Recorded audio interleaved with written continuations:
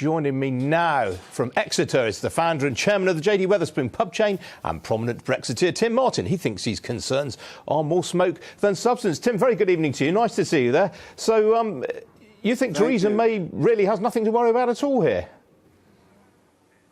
Well, I think I'm worried that she's giving away too much and that there's been a lot of misleading information about the absolute necessity for a deal. For example, that food prices will rise, that's come from big business, and it's not true. If we leave the EU in March 2019, we can reduce food prices for everyone in the country and save £200 million a week. So what Theresa May is doing has to be balanced against that. And it seems to me reminiscent of desperation to do a deal at any cost, and it's definitely not worth it. Why are you so convinced, though, Tim, that food prices and drink prices will fall if we revert to WTO rules? I mean, that's not, for example, what the Institute of Fiscal Studies, which is an unimpeachably impartial organisation, that's not what they say. It's very surprising. The British Retail Consortium has said that food prices will go up. The chairman of Sainsbury's has said it. What actually is true is that the EU charges tariffs to non-EU countries. When we leave the EU, if we leave in March 2019, Parliament has the power to eliminate those tariffs. If it does that, under World Trade Organization rules, which it's entitled to do, it automatically means there are no tariffs from the EU. Now, somehow the guys at these organisations haven't said that or haven't wanted to say it, and it's given the message to the British public and to MPs that food prices are going to rise. Now, that's if the reverse is true, and it is true, everyone needs to reconsider. Food prices going down. You've been talking about poverty today and saving £200 million a week.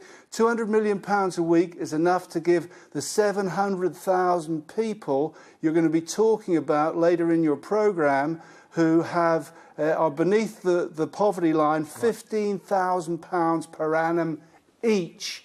Not that people would do that, but these are the vast sums of money we're talking about. There's been a lot of spin from people with probably just a religious zeal for the EU, and they've misled the public, I'm sorry to say.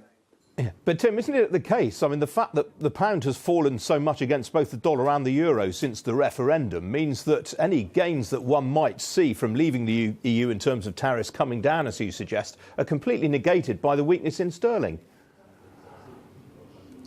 I don't think that's true. The pound's been up and down over the years since we've been in the EU, and almost every economist said it was too high immediately before the referendum. There was a bit of a correction. It's gone back up since. Stock market's at a record level. Wetherspoon prices have hardly moved. Aldi and Lidl prices are incredibly competitive. It's all a bit of a shaggy dog story. Well, Wetherspoon's prices might not have moved, but I mean, that's eating into your margins because you have to take that hit, don't you? Well, we had record profits last year. We're doing pretty well. The fact is that the pound goes up and down. It always has done. The public knows this.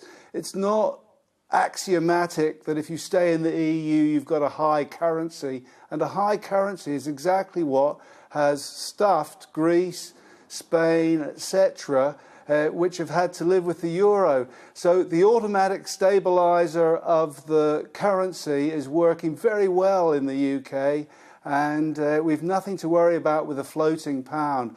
But tariffs definitely create higher food prices. So whatever the food prices are now, they'll be lower if we leave the EU and Parliament votes to eliminate tariffs, which is what it actually should do. Right. OK, Tim. Well, I hope you'll come back on the show to talk about that when Brexit actually happens. It's good to see you. Thank you.